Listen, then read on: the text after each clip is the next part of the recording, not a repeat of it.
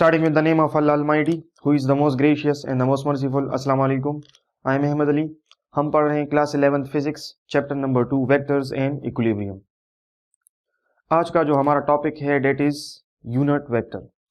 तो सबसे पहले डिफाइन करते हैं कि what is a unit vector. A vector having magnitude equal to 1 और having a unit length is called a unit vector. और इसको हम रिप्रेजेंट किस तरह करते हैं? A unit vector is represented by a letter with a cap, that is ये वाला, ये इस तरह के कैप से हम इसको रिप्रेजेंट करते हैं अबव इट, तो इसको हम कहते हैं यूनिट वेक्टर। यानी ऐसा वेक्टर हमारे पास जिसका लेंथ हमारे पास 1 हो, जिसका लेंथ, जिसका मैग्नीट्यूड 1 हो, जिसका मैग्नीट्यूड यूनिट हो, जिसको हम 1 कहते हैं, तो उसको हम कहते हैं यूनिट वेक्टर। तो हम किसी भी वेक्टर को रिप्रेजेंट कर सकते हैं उसके यूनिट वेक्टर के फॉर्म में। लेट्स से मेरे पास एक वेक्टर है ए,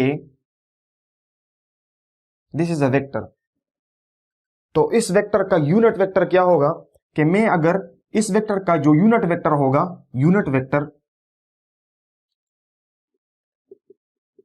वेक्टर जो इस वेक्टर का होगा वो होगा मेरे पास, इस वेक्टर का यूनिट वेक्टर होगा, उसको मैं रिप्रेजेंट करूंगा कैपिटल ए कैप से, और ये इक्वल होगा दिस वेक्टर, जिस वेक्टर का मैं यूनिट वेक्टर फाइंड कर रहा हूं, दिस वेक्टर डिवाइड बाय इस वेक्टर का जो मैग्नीट्यूड होगा, जो इसका साइज होगा, जो इसका लेंथ होगा, उस पे उसको डिवाइड करेंगे, तो ये हमारे पास इस वेक्टर का यूनिट वेक्टर होगा। यानी simply a vector having magnitude equal to 1 और having a unit length is called a unit vector. यानी लेट से मेरे पास एक वेक्टर है, vector, this is a vector, और इसका जो मैग्नीट्यूड है वो है मेरे पास 1।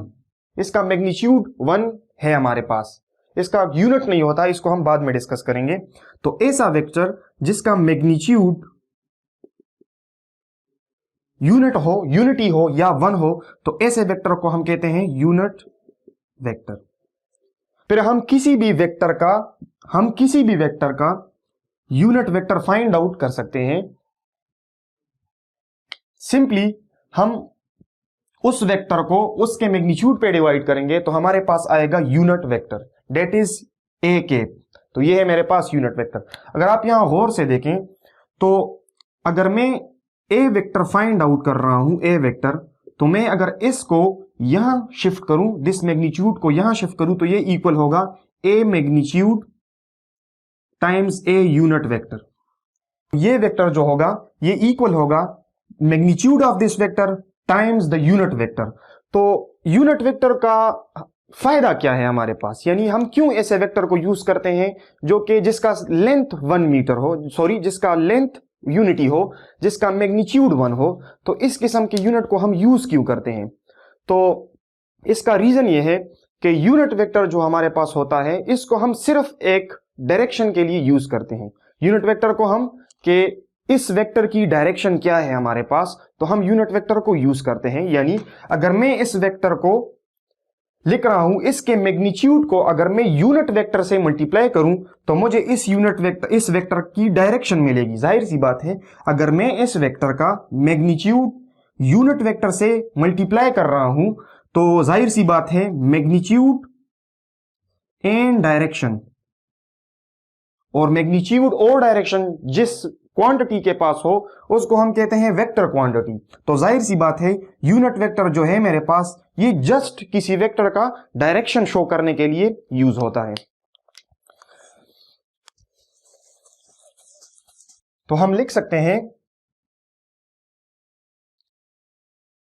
Unit vector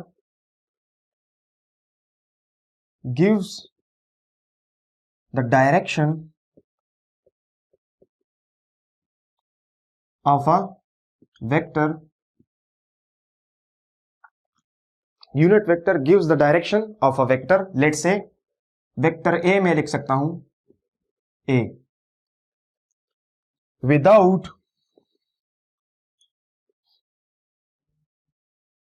affecting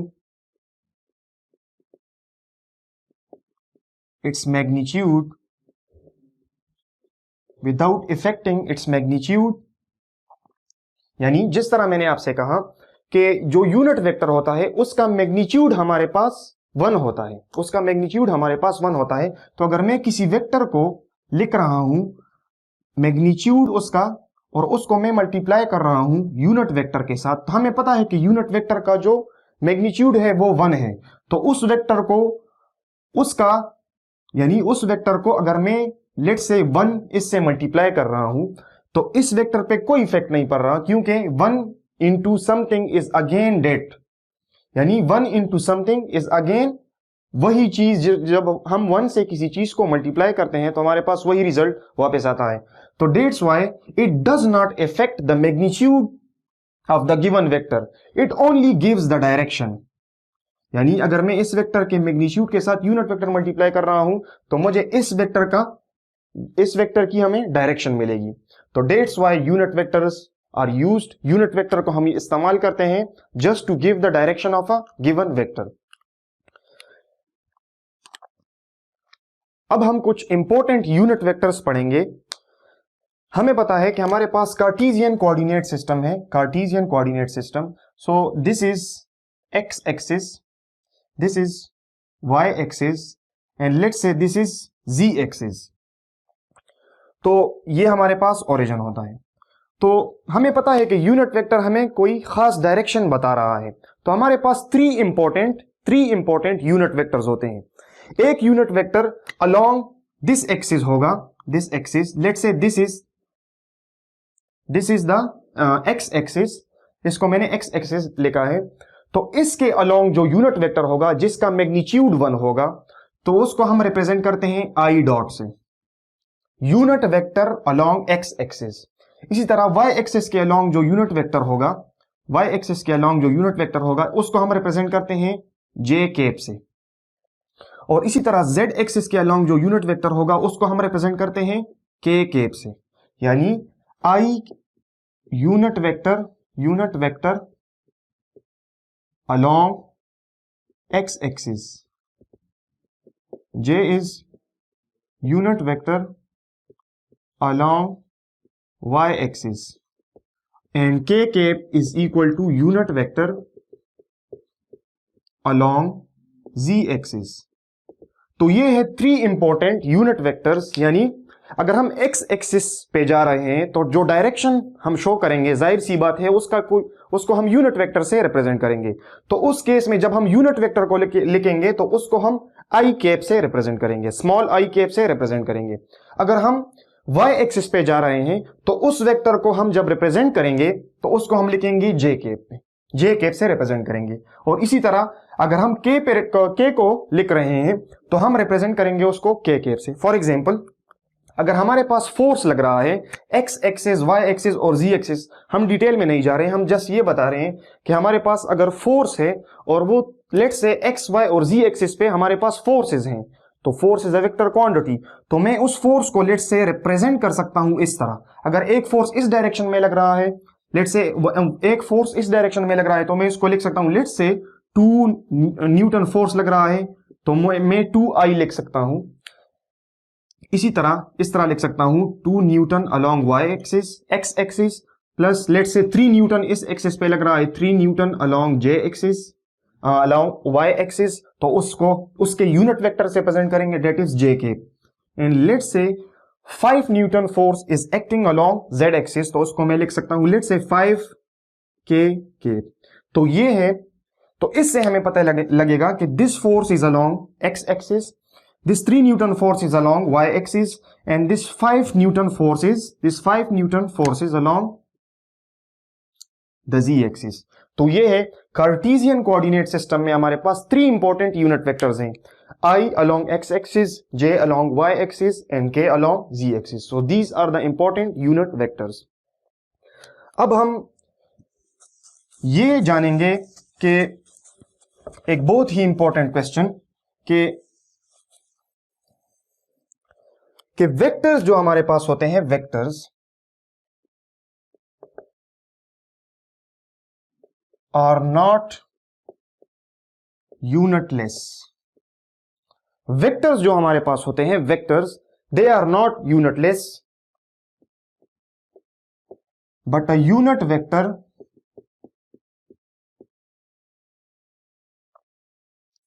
has no unit and hence no dimension.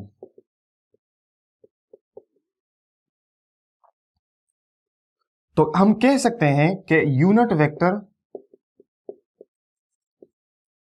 Is dimensionless,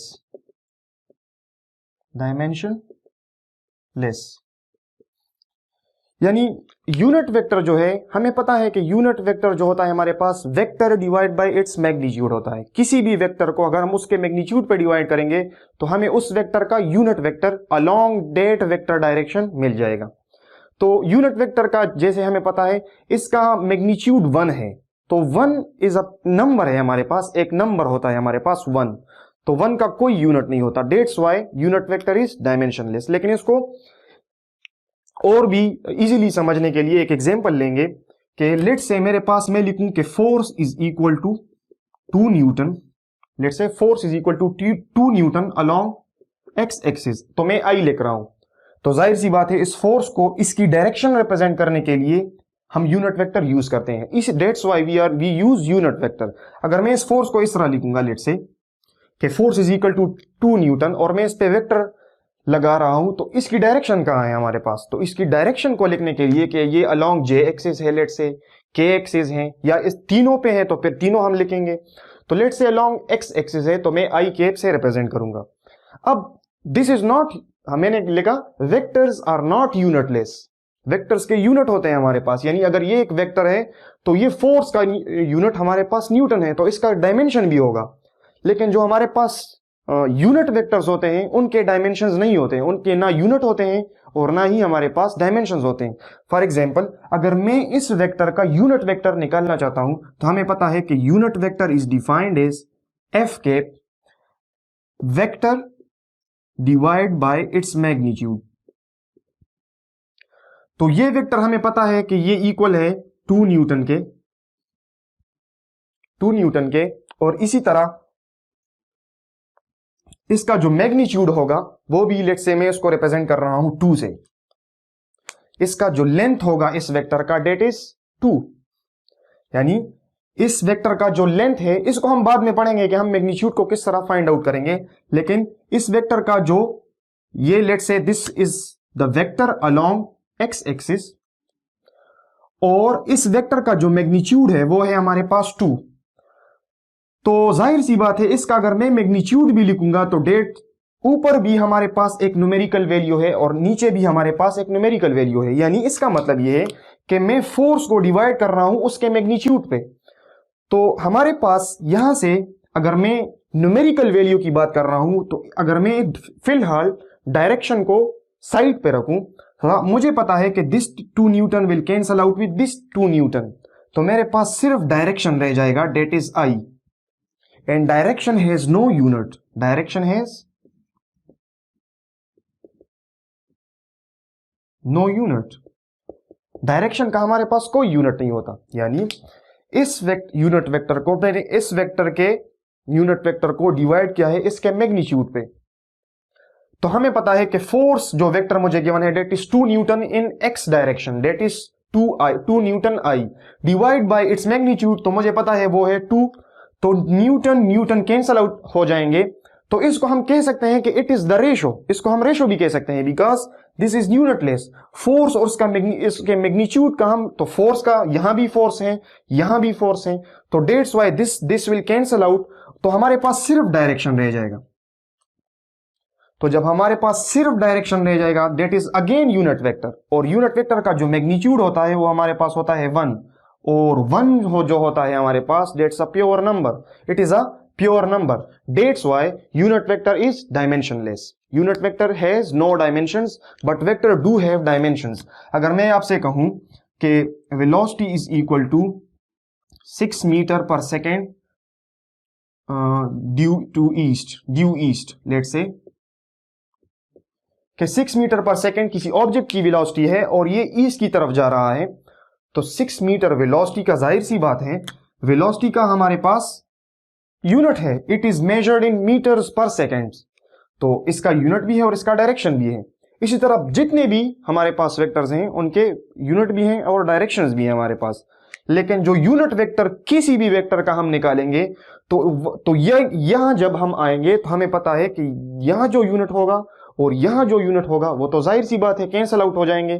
तो जब यहां से कैंसल आउट हो जाएंगे तो हमारे पास जस्ट डायरेक्शन ही रह जाएगा। तो डायरेक्शन का हमारे पास कोई यूनिट नहीं होता। Dates why unit vector is a dimensionless vector.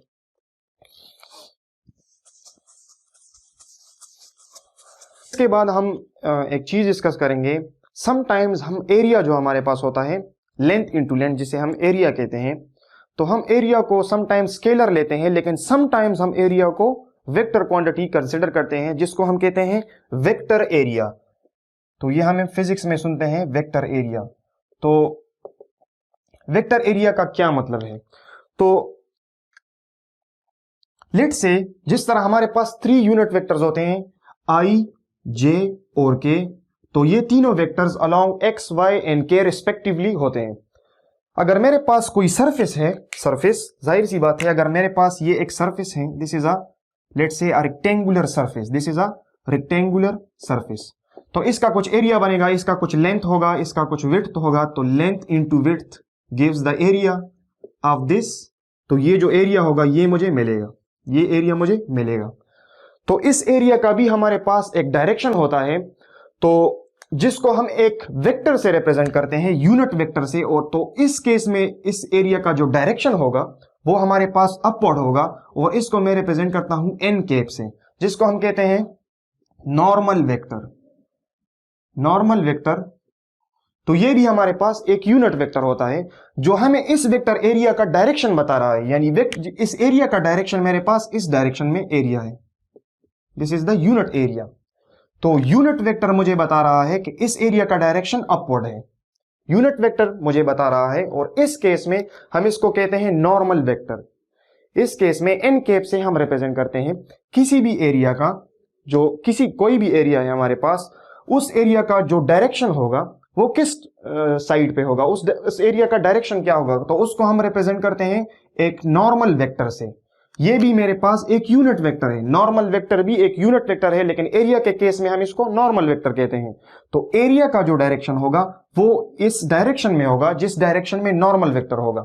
तो ये हम फिजिक्स में पढ़ेंगे कि लेट्स से अगर मेरे पास ये एक सरफेस है,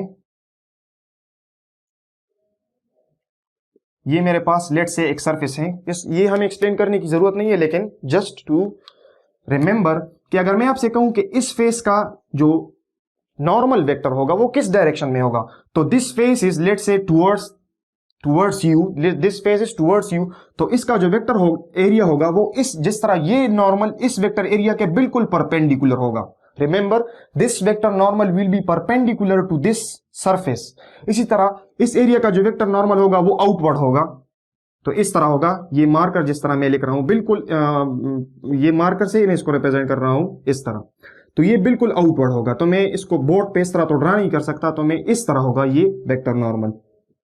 तो एरिया का डायरेक्शन इस केस में इस सरफेस का जो एरिया होगा वो इस डायरेक्शन में होगा, इस सरफेस का जो एरिया होगा वो अपवर्ड डायरेक्शन में होगा, वेक्टर नॉर्मल इस डायरेक्शन में होगा। इसी तरह इस का जो एरिया का डायरेक्शन होगा वो इस डायरेक्शन में होगा, यानी बिल्कुल इसके, अगर ये फेस या मेरे सामने है तो इसका जो नॉर्मल वेक्टर होगा वो बिल्कुल इसके परपेंडिकुलर होगा। 90 एंगल यहां बना रहा है, 90 एंगल, और ये भी मेरे पास एरिया का डायरेक्शन होगा। This is the direction of area, इसको हम कहते हैं वेक्टर एरिया। और इसी तरह जो बॉटम फेस होगा, बॉटम फेस, उसका जो एरिया का डायरेक्शन होगा जिसको हम नॉर्मल वेक्टर से रिप्रेजेंट करेंगे वो इस डायरेक्शन में होगा। This is the vector area, और इसको हम नॉर्मल वेक्टर से रिप्रेजेंट करते हैं। तो इसको हम अंडरस्टैंड करेंगे कि area is sometime taken as a vector quantity, because area का भी हमारे पास डायरेक्शन होता है। जिस तरह मैं सरफेस को कंसीडर कर रहा हूं, तो अगर मैं अपवर्ड सरफेस की बात कर रहा हूं तो इससे एक यूनिट नॉर्मल होगा, नॉर्मल वेक्टर होगा जो इस सरफेस के परपेंडिकुलर होगा, जो मुझे इस सरफेस एरिया का डायरेक्शन बताएगा, जिसको हम वेक्टर एरिया कहते हैं, जिसको हम कहते हैं वेक्टर एरिया। तो ये है हमारे पास वेक्टर एरिया।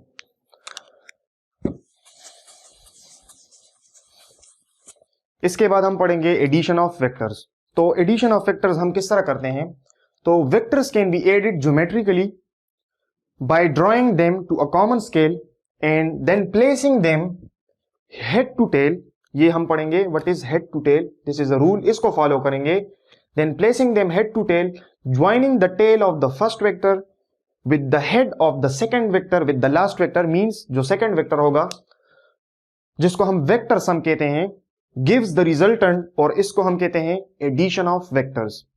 तो इसका क्या मतलब है कि हम वेक्टर्स को ऐड किस तरह करते हैं, ज्योमेट्रिकली हम वेक्टर्स को ऐड किस तरह करते हैं। तो इसके हमारे पास कुछ स्टेप्स बनते हैं कि लेट्स से मेरे पास ये एक वेक्टर है, this is a vector A, let's say this is a vector A, और मेरे पास एक दूसरा वेक्टर है, this is a vector B. ये वेक्टर इस डायरेक्शन में है और ये वेक्टर मेरे पास इस डायरेक्शन में है। अब एडिशन ऑफ वेक्टर्स हम किस तरह करते हैं कि मैं इस वेक्टर को मैं उठा के इसका जो टेल होगा मैं इस वेक्टर के हेड पे रखूंगा। इस तरह नहीं होगा कि मैं इस वेक्टर को उठा के यहां पे रखूं। इस वेक्टर का जो टेल होगा वो इस वेक्टर के हेड पे मैं रखूंगा, लेकिन इसके डायरेक्शन को हम फ्लिप नहीं करेंगे, इसके डायरेक्शन को हम चेंज नहीं करेंगे कि मैं यहां से उठा के इसको यहां ऐसे कर दूं। नो, इसका डायरेक्शन इसी तरह होगा, इसको जस्ट उठा के यहां पे रख देना है। तो मैं इन दोनों को जब मैं ऐड करूंगा तो मैं इनको इस तरह ऐड करूंगा कि इस वेक्टर को मैंने उठा के यहां पे एज इट इज रखा, तो इसके डायरेक्शन को हमने चेंज नहीं करना, उसी तरह उतने मैग्नीट्यूड का हमने उस वेक्टर का हेड उस वेक्टर का टेल इस वेक्टर के हेड पे रख देना है। तो ये मेरे पास है वेक्टर बी। फिर जो हेड टू टेल, इसको हम कहते हैं हेड टू टेल, यानी हेड पे हम टेल रखते हैं, इसको कहते हैं हेड टू टेल। फिर जो मेरे पास रिजल्टेंट बनेगा, तो रिजल्टेंट हमेशा फर्स्ट वेक्टर का टेल और लास्ट वेक्टर का हेड, जिस तरह मैंने लिखा है, joining the tail of the first vector with the head of the last vector. तो इसका जो टेल होगा और इसका जो हेड होगा, इसको हम इस तरह ड्रा करेंगे, तो ये जो वेक्टर बनेगा, अगर आप इसको गौर से देखें तो ये हेड और टेल बन रहा है। और जब भी हेड और टेल वाला जो वेक्टर होता है हमारे पास, इसको हम कहते हैं रिजल्टेंट। और ये रिजल्टेंट जो इक्वल है, इस केस में ये इक्वल है, resultant is equal to A vector plus B vector. तो ये है हमारे पास वेक्टर्स को ऐड करने का तरीका। यानी ये है मेरे पास एक वेक्टर, ये मेरे पास एक दूसरा वेक्टर है, हमने क्या करना है, उस वेक्टर को उठा के इस वेक्टर के हेड पे रख देना है, और फिर इस वेक्टर का टेल और उस वेक्टर का हेड एक और दूसरे वेक्टर से हमने ड्रॉ करना है, और इसको हम कहते हैं resultant, which is the sum of these two vectors, और इसको हम कहते हैं वेक्टर सम। अब जाहिर सी बात है, जब भी अगर ये वेक्टर्स हम ड्रा करेंगे तो ये किसी कोऑर्डिनेट सिस्टम में हम ड्रा करेंगे, कार्टेशियन कोऑर्डिनेट सिस्टम हम यूज करते हैं। तो उसमें जब हम इसको ड्रा करेंगे तो हम जाहिर सी बात है फोर्स एलेट से, हमने पिछले लेक्चर में हमने फोर्स की एग्जांपल ली थी कि फोर्स एलेट से मेरे पास 500 न्यूटन, तो उसको इतना लंबा वेक्टर ड्रा नहीं कर सकते, हम इतना लंबा वेक्टर ड्रा करने की जरूरत नहीं है। हम एक स्केल सेलेक्ट करते हैं, हमने स्टेप्स पढ़े हैं कि हम किस तरह स्केल सेलेक्ट करते हैं। पहले हम कार्टेशियन कोऑर्डिनेट ड्रा करते हैं, फिर हम स्केल सेलेक्ट करते हैं कि let's say this much force is this times this much force is this much centimeters, this much weight is this much centimeters। तो ये मेरे पास वेक्टर्स क्वांटिटीज को हम जब रिप्रेजेंट करते हैं कार्टेशियन कोऑर्डिनेट सिस्टम में, तो हम एक स्केल सेलेक्ट करते हैं, ये हम प्रीवियस लेक्चर में डिस्कस कर चुके हैं। तो इसी तरह हम इस वेक्टर के लिए भी वही स्केल अप्लाई करेंगे, इस वेक्टर के लिए भी वही स्केल अप्लाई करेंगे। यहां एक बात बहुत ही इंपॉर्टेंट है जो हमें समझनी है कि हम सिमिलर वेक्टर क्वांटिटीज को ऐड कर सकते हैं। यानी जिस तरह हम मास के साथ हम मास ऐड कर सकते हैं, स्पीड के साथ हम स्पीड ऐड कर सकते हैं, टाइम के साथ हम टाइम ऐड कर सकते हैं, इसी तरह वेक्टर क्वांटिटीज फोर्स के साथ हम फोर्स ही ऐड कर सकते हैं, इसी तरह वेट के साथ हम वेट ही ऐड कर सकते हैं, डिस्प्लेसमेंट के साथ हम डिस्प्लेसमेंट ही ऐड कर सकते हैं, डिस्प्लेसमेंट के साथ हम स्पीड को ऐड नहीं कर सकते। तो सिमिलर वेक्टर क्वांटिटीज को हम ऐड करेंगे। तो दोनों के लिए एक स्केल भी हम बनाएंगे, फिर उस स्केल के अकॉर्डिंग उनको ड्रॉ करेंगे और ये रिजल्टेंट हम फाइंड करेंगे। तो ये है वेक्टर्स को ऐड करने का तरीका। अब इसको हम लिखते हैं, उसके स्टेप्स लिखते हैं कि how to draw the vectors and then how to find the resultant of those vectors. तो एडिशन ऑफ, इसके बाद हम पढ़ेंगे एडिशन ऑफ वेक्टर्स। तो let's say addition of two vectors की बात हम कर रहे हैं, vector A and vector B. तो मैंने लिखा है कि adding two vectors by head to tail rule. तो सबसे इंपॉर्टेंट बात कि जब भी हम वेक्टर्स ड्रा करते हैं हम एक स्केल हम सेलेक्ट करते हैं। तो कार्टेशियन कोऑर्डिनेट हम ड्रा करेंगे और जो वेक्टर मेरे पास होगा, लेट्स से 50 न्यूटन को मैं 1 सेंटीमीटर कंसीडर कर रहा हूं, तो 100 न्यूटन मेरे पास कितने सेंटीमीटर के इक्वल होगा। तो ये अब हम अपने ईच के लिए स्केल सेलेक्ट करते हैं। फिर हम क्या करेंगे, draw the first vector according to the selected scale. यानी अगर 50 न्यूटन वेक्टर है तो मैं लेट्स से उसको 1 सेंटीमीटर कंसीडर कर रहा हूं, तो मैं एक 1 सेंटीमीटर लाइन ड्रॉ करूंगा, तो ये 1 सेंटीमीटर एक्चुअली 50 न्यूटन रिप्रेजेंट करेगा। इसी तरह फिर जब दूसरा वेक्टर मैं ड्रॉ करूंगा तो हेड टू टेल रूल को मद्देनजर रखेंगे कि फर्स्ट का जो हेड होगा, दूसरा वेक्टर उसी डायरेक्शन में, उसका टेल उसके हेड पे हम रखेंगे उसी स्केल के अकॉर्डिंग। तो सेकंड वेक्टर के लिए भी हमारे पास स्केल होगा। देन हम क्या करेंगे, उस फर्स्ट वेक्टर का जो टेल होगा, सेकंड वेक्टर का जो हेड होगा, उससे हम उसको मिलाएंगे and which will gives the resultant। और ये है हमारे पास वेक्टर को ऐड करने का तरीका। फिर हमारे पास जो रिजल्टेंट आएगा तो ये भी उस अकॉर्डिंग, जाहिर सी बात है, ये भी उसी स्केल की तरह आएगा जिस स्केल को हमने सेलेक्ट किया है। तो फिर इस स्केल को एक्चुअल वैल्यू फाइंड आउट करने के लिए इस रिजल्टेंट को हम लास्ट में फिर कन्वर्ट करेंगे एक्चुअल वैल्यू। यानी हमने, जाहिर सी बात है, हमने स्केल सेलेक्ट किया हुआ है, तो जब हमें रिजल्टेंट मिल जाएगा तो उसके अकॉर्डिंग हम रिजल्टेंट को अगेन एक्चुअल वैल्यू में, यानी ये रिजल्टेंट लेट्स से दोनों फोर्सेस हैं, तो ये रिजल्टेंट भी एक फोर्स होगा, तो ये फोर्स भी मेरे पास सेंटीमीटर्स में आ रहा है क्योंकि उस स्केल में मैंने इसको सेंटीमीटर्स में एज्यूम किया है। तो इन सेंटीमीटर्स को फिर मैं वापस एज्यूम करूंगा एक्चुअल वैल्यू जो कि न्यूटन्स में, इसको मैं कंसिडर करूंगा। तो ये है वेक्टर्स को ऐड करने का तरीका। अब इसको ग्राफिकली समझते हैं।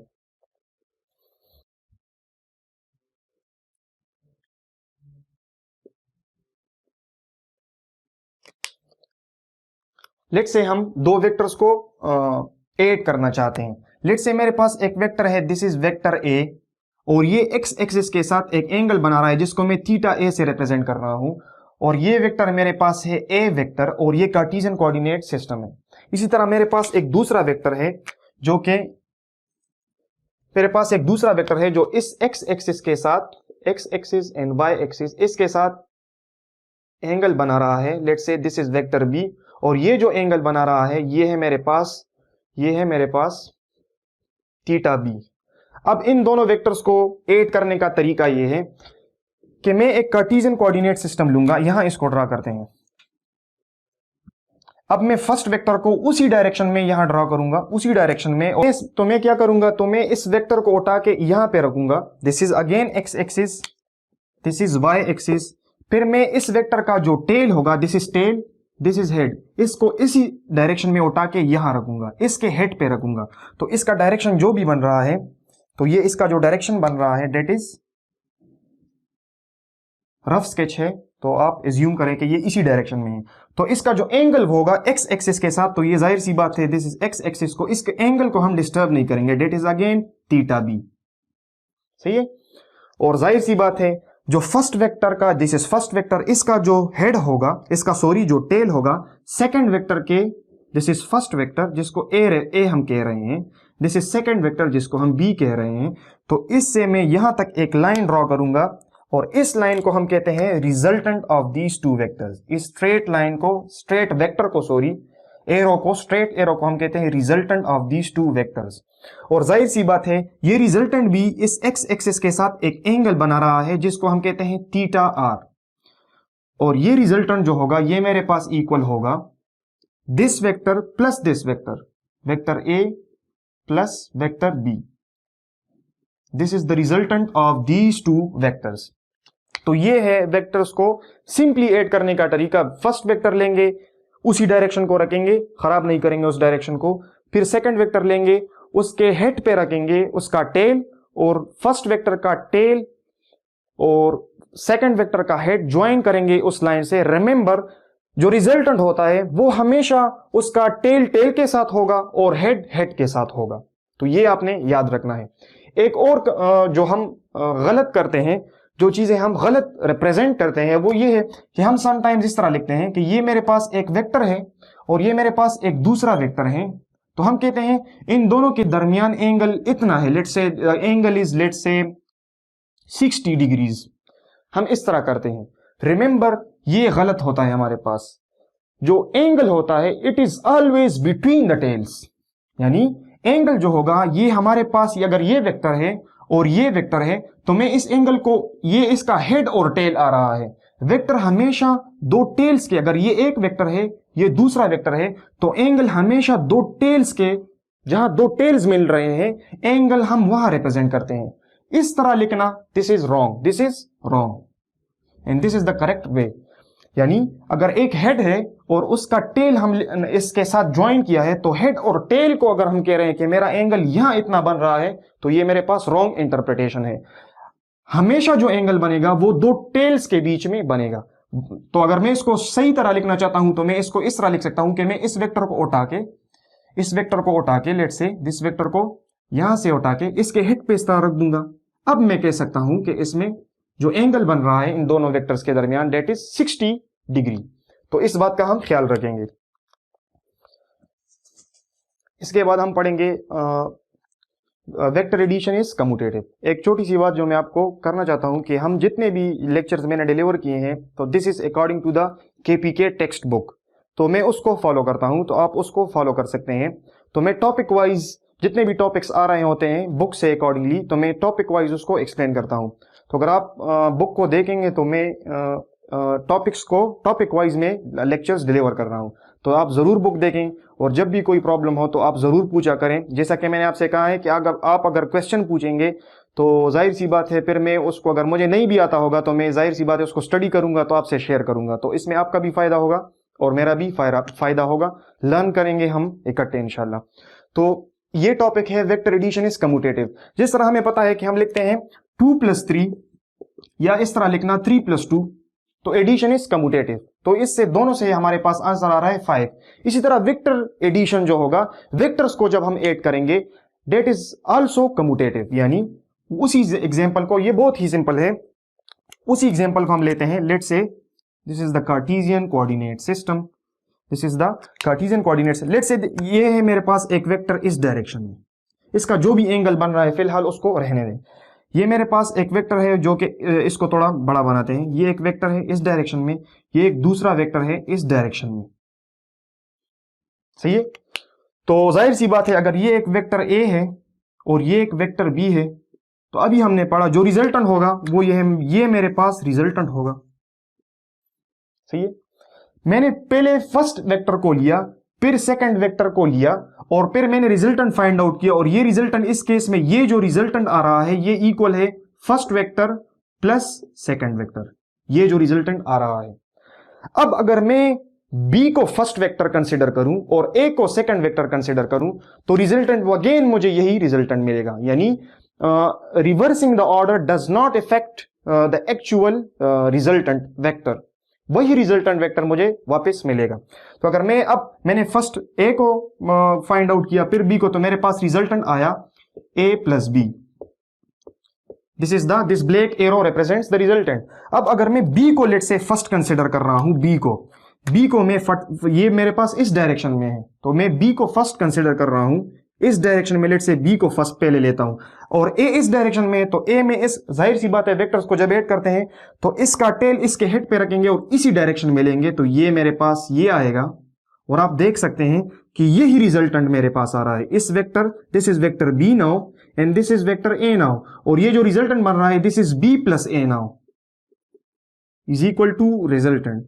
तो आप देख सकते हैं कि जो रिजल्टेंट मेरे पास आ रहा है, रिजल्टेंट ये इक्वल है a plus b which is equal to b plus a. That's why vector addition is, it means that vector addition is commutative. Vector addition हमारे पास कम्यूटेटिव होता है। अब आपसे मैं एक क्वेश्चन, आपके लिए मैं एक क्वेश्चन देना चाहता हूं, अगर आप उसका आंसर दे सकते हैं तो बहुत ही अच्छी बात है, आप कमेंट कर सकते हैं, और अगर आप नहीं दे सकते हैं तो फिर इंशाल्लाह मैं नेक्स्ट वीडियो में उसको एक्सप्लेन करूंगा। मैंने आपसे कहा कि जो हमारे पास जो यूनिट वेक्टर्स होते हैं, यूनिट वेक्टर्स वो डायमेंशनलेस होते हैं, और यूनिट वेक्टर का जो मैग्नीट्यूड होता है वो हमेशा 1 के इक्वल होता है। तो यानी ऐसा वेक्टर, मैंने कहा ऐसा वेक्टर जिसका मैग्नीट्यूड मेरे पास 1 हो तो उसको मैं यूनिट वेक्टर कहूंगा।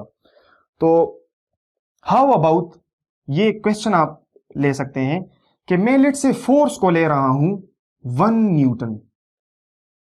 अगर मैं फोर्स का मैग्नीट्यूड ले रहा हूं, एक वेक्टर है, एक वेक्टर 1 न्यूटन का किसी भी डायरेक्शन में है लेट से, तो मैं अगर 1 न्यूटन ले रहा हूं तो आया ये वेक्टर मेरे पास यूनिट वेक्टर होगा कि नहीं? ये यूनिट वेक्टर होगा कि नहीं? This is the question. यानी ये तो आसान सी बात है, मैं किसी भी वेक्टर को उठाऊं और मैं उसको लेट से मैं उठाऊं वेट को, वेट भी एक वेक्टर क्वांटिटी है, मैं कहूं इतना वेट है, मैं कहूं 1 के न्यूटन वेट है इसका, 1 न्यूटन, तो 1 न्यूटन में कंसिडर करना हूं, जाहिर सी बात है 1 जब यूनिट होगा 1 यूनिटी, तो उसको हम यूनिट वेक्टर कहते हैं। तो आया इसको हम यूनिट वेक्टर कह सकते हैं कि नहीं? यानी अगर किसी भी फिजिकल क्वांटिटी का अगर मैं मैग्नीट्यूड 1 कंसिडर करूं, यानी मैं कहूं फोर्स हम 50 न्यूटन ले सकते हैं, लेकिन अगर मैं 1 न्यूटन लूं तो जाहिर सी बात है 1 को हम फिर यूनिट वेक्टर कहते हैं। तो आया इस केस में हम इस फोर्स को कंसिडर कर सकते हैं कि ये जो फोर्स है, ये जो फोर्स है मेरे पास, ये असल में यूनिट वेक्टर है। तो दिस इज अ क्वेश्चन। तो अगर आपको आ रहा है तो आप कमेंट में बता सकते हैं मुझे। So this is all about today's lecture and thank you so very much.